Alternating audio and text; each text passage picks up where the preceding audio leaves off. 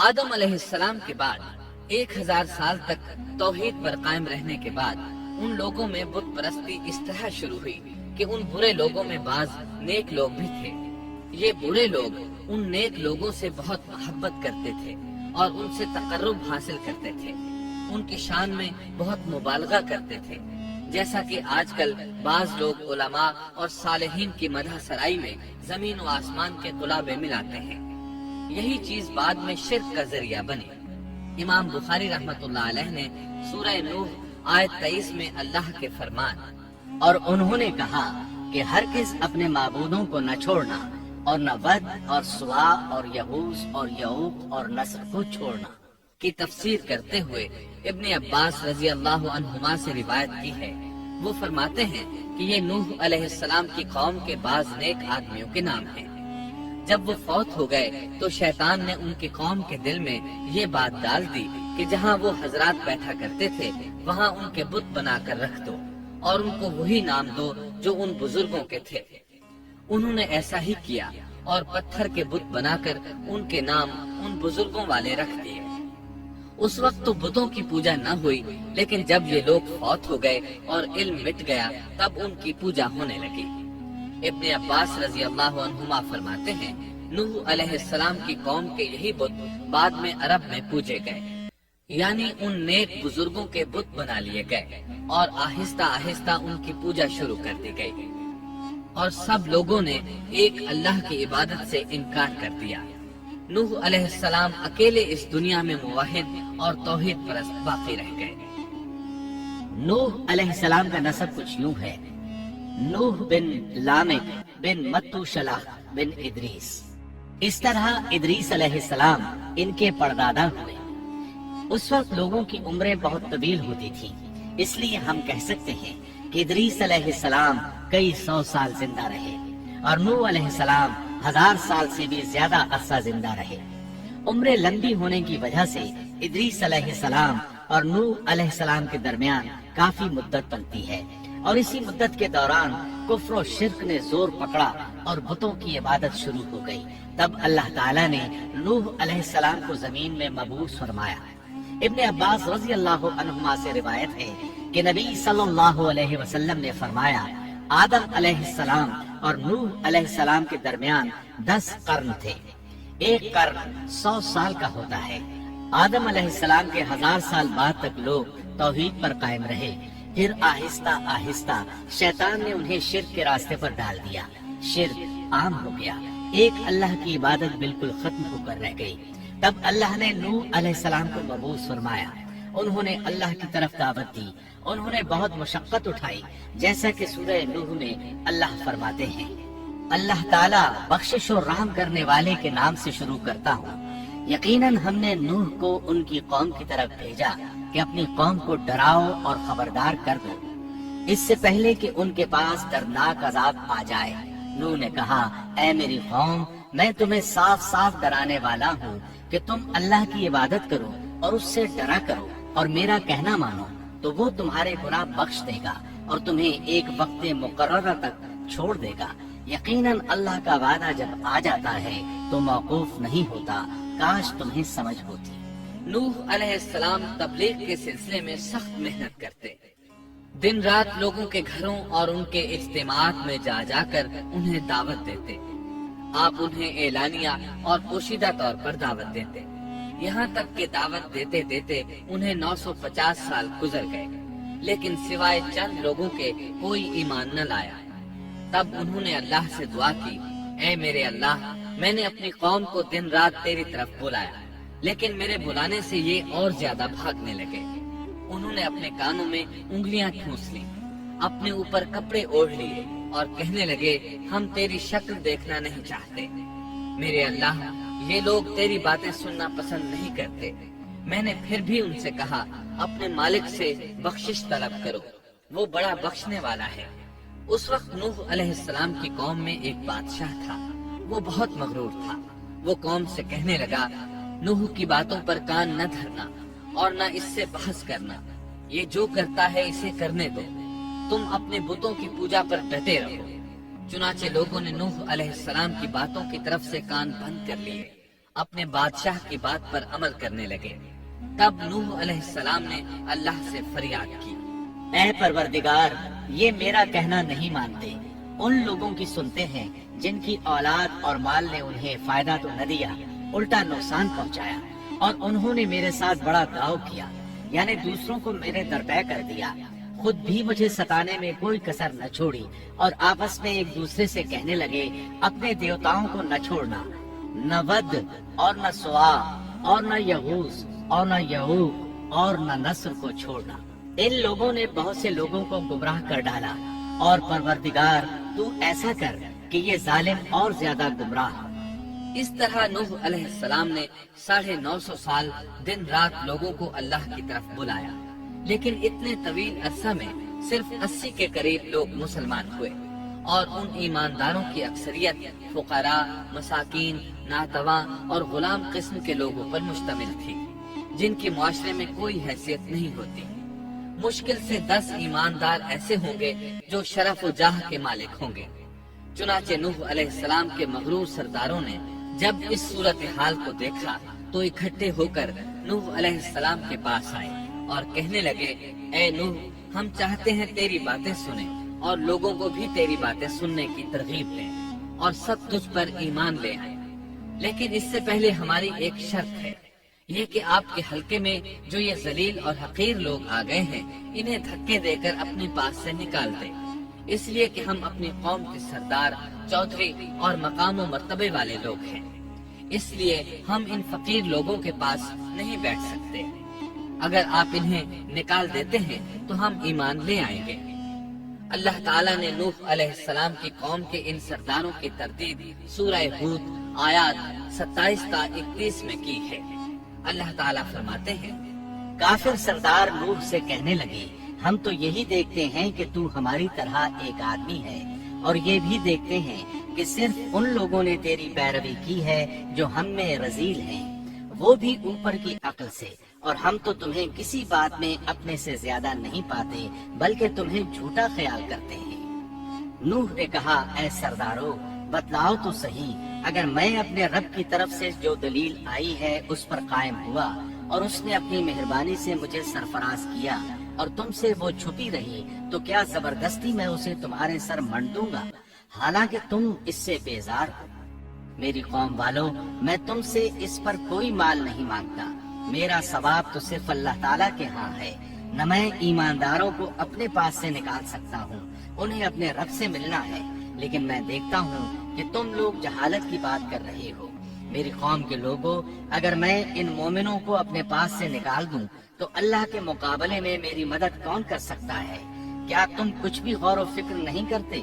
میں تم سے یہ نہیں کہتا کہ میرے پاس اللہ کے خزانے ہیں اور میں غیب کا علم بھی نہیں رکھتا، نہ میں یہ کہتا ہوں کہ میں کوئی فرشتہ ہوں، نہ میرا یہ قول ہے کہ جن پر تمہاری نگاہیں ذلت سے پڑ رہی ہیں اللہ تعالیٰ انہیں کوئی نعمت دے گا ہی نہیں، ان کے دل میں جو ہے اللہ اسے بخوبی جانتا ہے۔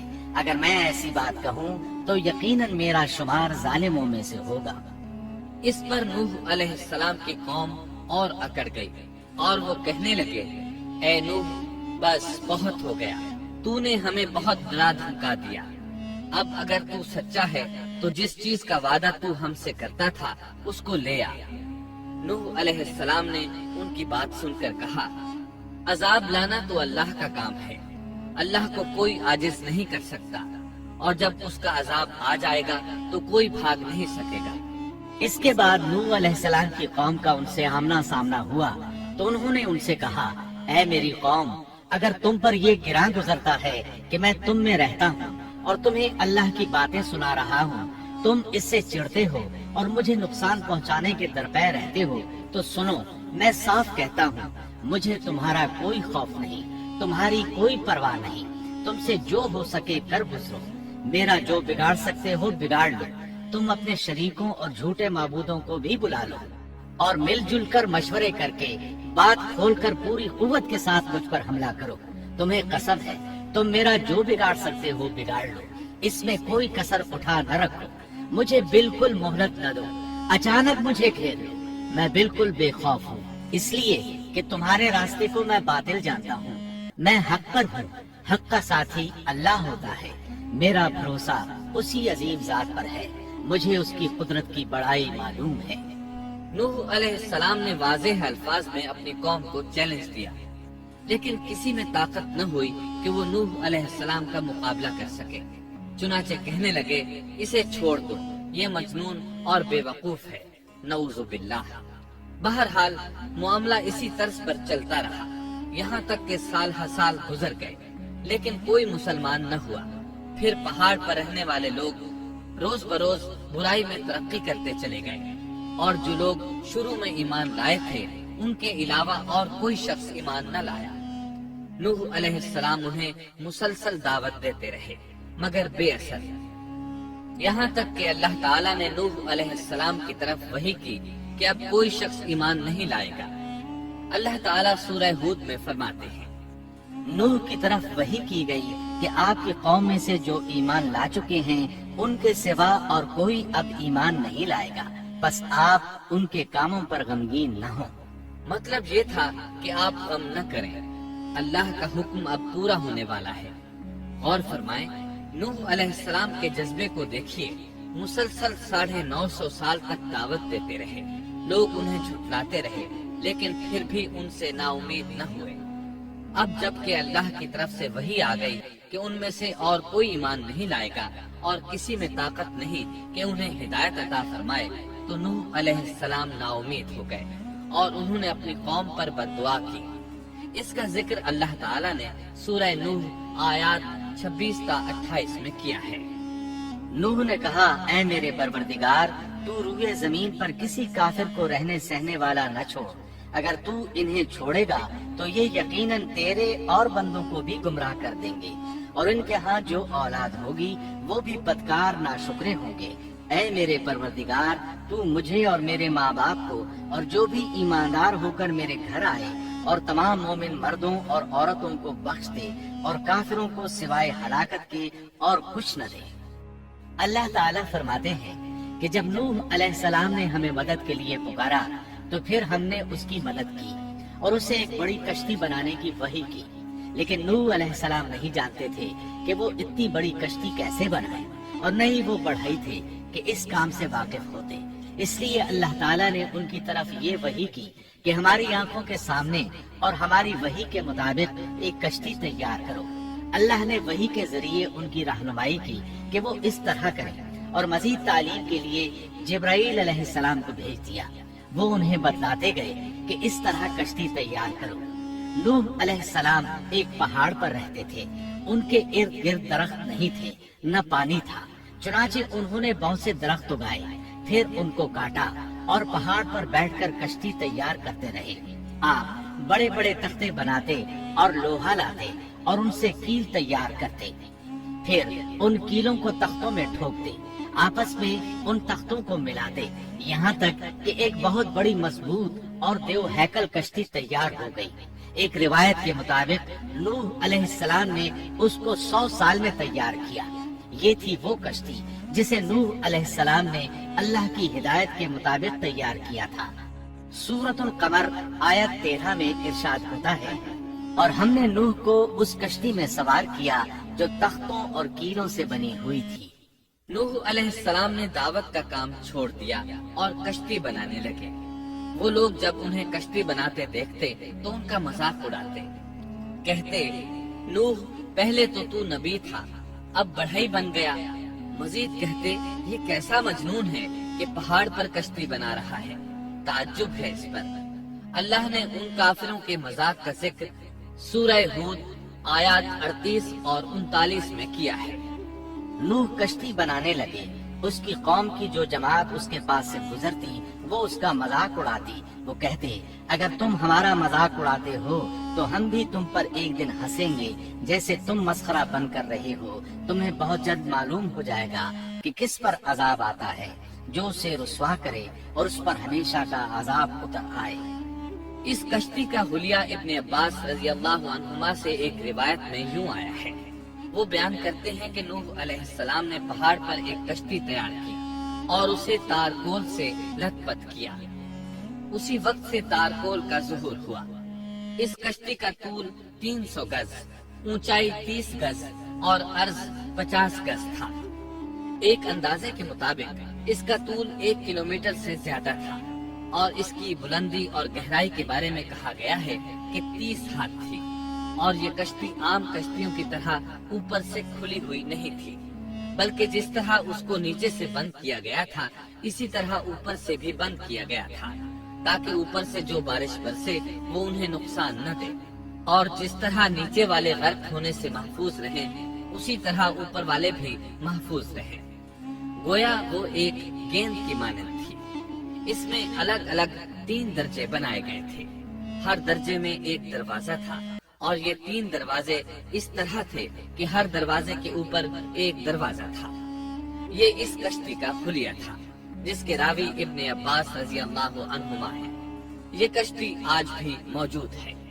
اللہ تعالیٰ نے اس کشتی کو بطور عبرت اور نشانی کے باقی رکھا ہے، جیسا کہ اللہ تعالیٰ فرماتے ہیں، اور بے شک ہم نے اس واقعے کو نشانی بنا کر باقی رکھا، بس ہے کوئی نصیحت حاصل کرنے والا۔ اس صدی میں علماء کے ایک گروہ نے اس کشتی کو ترکی کے ایک پہاڑ پر پا لیا ہے۔ اب وہ 2 ٹکڑوں میں تقسیم ہو چکی ہے۔ اس کا حلیہ وہی تھا جو بیان ہوا۔ اللہ کا فرمان سچا ثابت ہو گیا کہ ہم نے اس کو نشانی بنا کر باقی رکھا ہے۔ اس کے بعد طوفان آیا۔ اللہ تعالیٰ نے نوح علیہ السلام کو اس طوفان کے ظہور کی ایک نشانی اور علامت بتلائی تھی۔ نوح علیہ السلام کے گھر میں ایک تنور تھا۔ اللہ نے فرمایا، جب یہ تنور جوش مارنے لگے اور پانی اس سے ابلنے لگے تو سمجھ لینا اللہ کا وعدہ آ گیا۔ چنانچہ اس وقت مومنوں کو اور اپنے اہل و عیال کو اور زمین پر بسنے والے تمام جانوروں کا جوڑا جوڑا اس کشتی میں سوار کر لینا۔ تنور سے کیا مراد ہے، اس کے متعلق مفسرین میں اختلاف ہے۔ بعض کہتے ہیں کہ اس سے مراد ایک چشمہ ہے جو زمین سے نکلتا ہے، لیکن راجح روایات کے مطابق اس سے مراد معروف تنور ہے جس میں آگ جلا کر روٹیاں پکائی جاتی ہیں۔ یہ تنور نوح علیہ السلام کے گھر میں تھا، اور اسی کو اللہ نے طوفان کے آنے کی علامت بتایا اور فرمایا کہ جب یہ پھوٹ پڑے اس وقت ہر چیز کا جوڑا جوڑا کشتی پر سوار کر لینا۔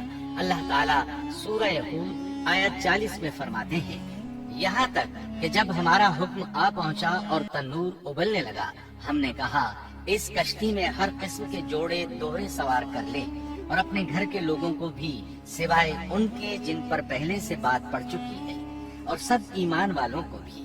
اس کے ساتھ ایمان لانے والے بہت ہی کم تھے۔ کشتی میں سوار ہونے والوں کی تعداد 80 بتائی جاتی ہے۔ چنانچہ جب تنور جوش مارنے لگا تو نوح علیہ السلام کشتی میں سوار ہو گئے۔ کشتی ان کی بستی میں لوگوں سے دور پہاڑ پر تھی۔ اللہ کی قدرت کہ تمام قسم کے جانور بھی کشتی کے پاس آ گئے۔ نوح علیہ السلام نے انہیں بھی سوار کر لیا۔ اللہ تعالیٰ سورۃ القمر آیات 11 اور 12 میں فرماتے ہیں، بس ہم نے آسمان کے دروازوں کو زور کی بارش سے کھول دیا اور زمین کے چشموں کو جاری کر دیا، بس اس کام پر جو پانی مقرر کیا گیا تھا خوب جمع ہو گیا۔ آسمان سے نازل ہونے والا اور زمین سے نکلنے والا پانی کتنا تھا، اس کا اندازہ اللہ ہی کو ہے۔ بہرحال اس پانی نے زمین پر رہنے والے انسان، چوپائے، حیوانات، غرض ہر چیز کو غرق کر دیا۔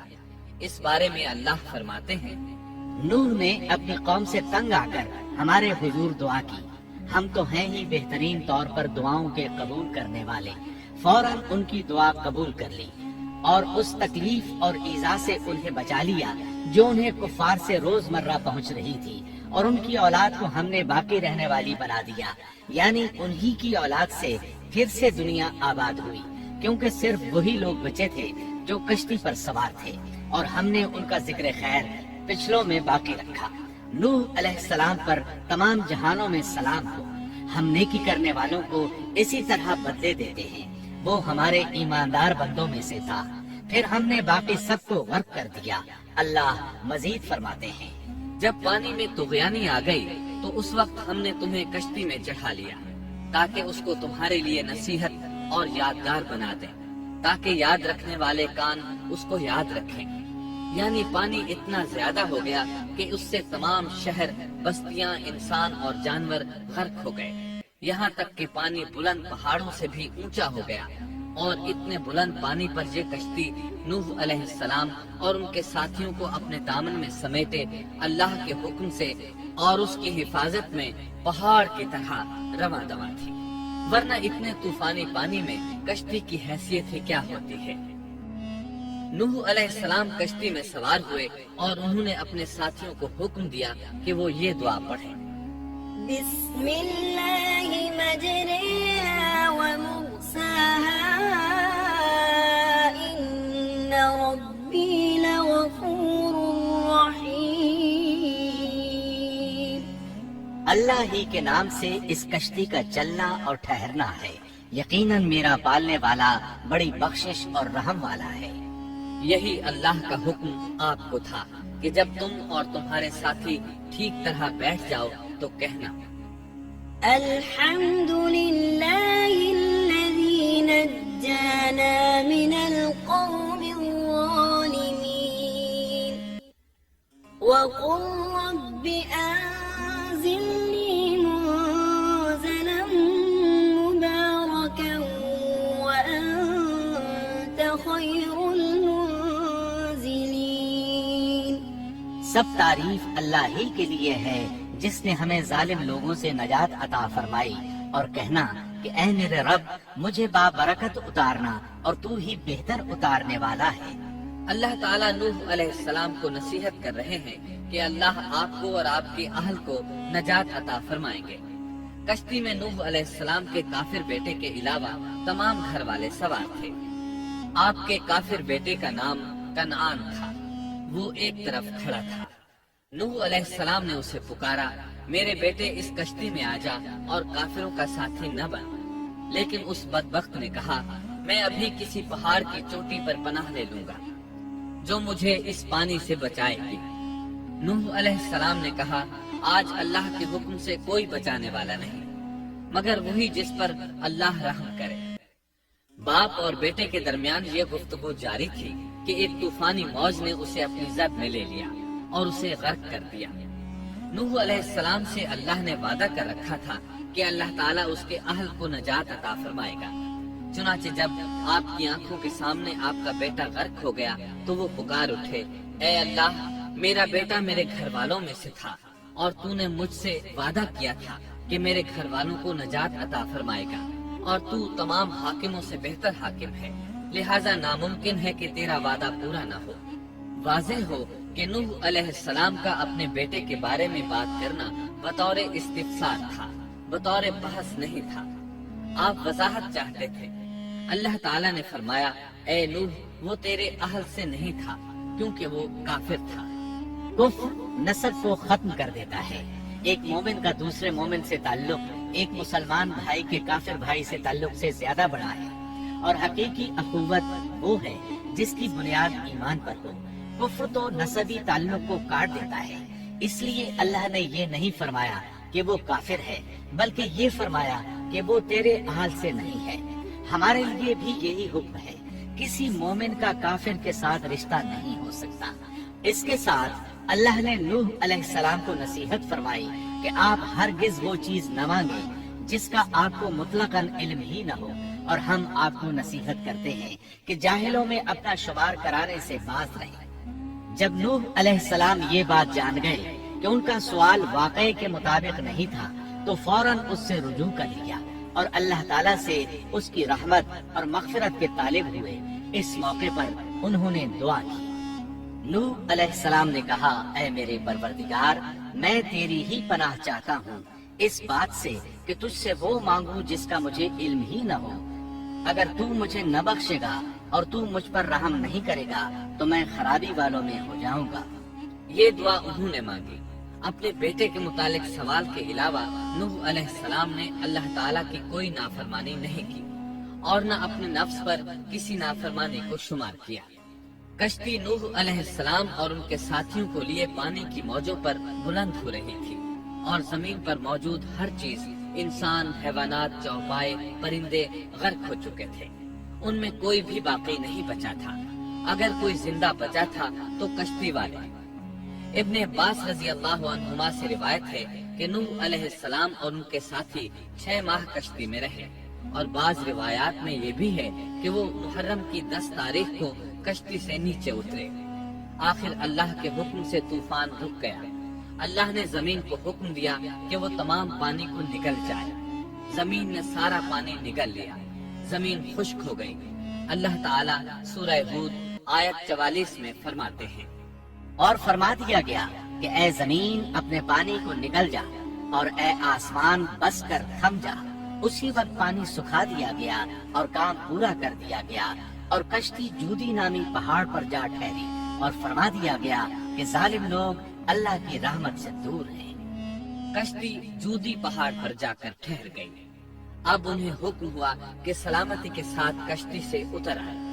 آپ پر بھی برکت نازل ہوگی اور ان قوموں پر بھی جو آئندہ آپ کی نسل سے پیدا ہوں گی، اور آپ کی نسل میں سے کچھ لوگ ایسے بھی ہوں گے جنہیں ہم فائدہ تو ضرور پہنچائیں گے، پھر انہیں ہماری طرف سے دردناک عذاب پہنچے گا۔ بہت سی روایات میں یہ بات مذکور ہے کہ نوح علیہ السلام ایک لمبی مدت یعنی 6 ماہ کشتی میں طوفان تھم جانے کا انتظار کرتے رہے۔ آپ نے طوفان کے حالات معلوم کرنے کے لیے ایک کبوتر بھیجا جو واپس آ گیا۔ اسے پاؤں رکھنے کو جگہ نہ ملی۔ اسے دوبارہ بھیجا گیا تو وہ پھر واپس آ گیا۔ چند دن بعد اسے پھر بھیجا گیا تو وہ اپنی چونچ میں زیتون کی ایک ٹہنی لیے ہوئے تھا۔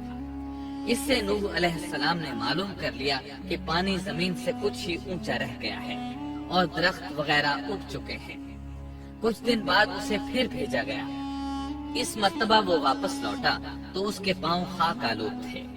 نوح علیہ السلام نے سمجھ لیا کہ طوفان رک گیا اور زمین خشک ہو چکی ہے۔ سیرت کی کتب میں یہ واقعہ موجود ہے۔ اسی کی بنیاد پر سیرت نگاروں کا کہنا ہے کہ کبوتر کا آنا سلامتی کی علامت تھا، اور اس کی چونچ میں زیتون کی ٹہنی نوح علیہ السلام کی بادشاہت کی طرف اشارہ تھا۔ اس طرح نوح علیہ السلام زمین پر اتر آئے۔ اس وقت اولاد آدم میں سے کوئی انسان سوائے ان لوگوں کے زندہ نہیں بچا تھا۔ جزیرہ عرب، فلسطین اور ان کے ارد گرد کا علاقہ غرق ہونے سے محفوظ رہا۔ ان کے علاوہ تمام زمین غرق ہوئی تھی۔ سب کے سب طوفان کی نظر ہو گئے۔ صرف نوح علیہ السلام سے اولاد پیدا ہوئی، اور زمین میں ان کی اولاد کے علاوہ اور کسی کی نسل باقی نہ رہی۔ اسی وجہ سے نوح علیہ السلام کو آدم ثانی اور ابو البشر ثانی کہا جاتا ہے، کیونکہ تمام کے تمام بشر انہی کی طرف منسوب ہیں۔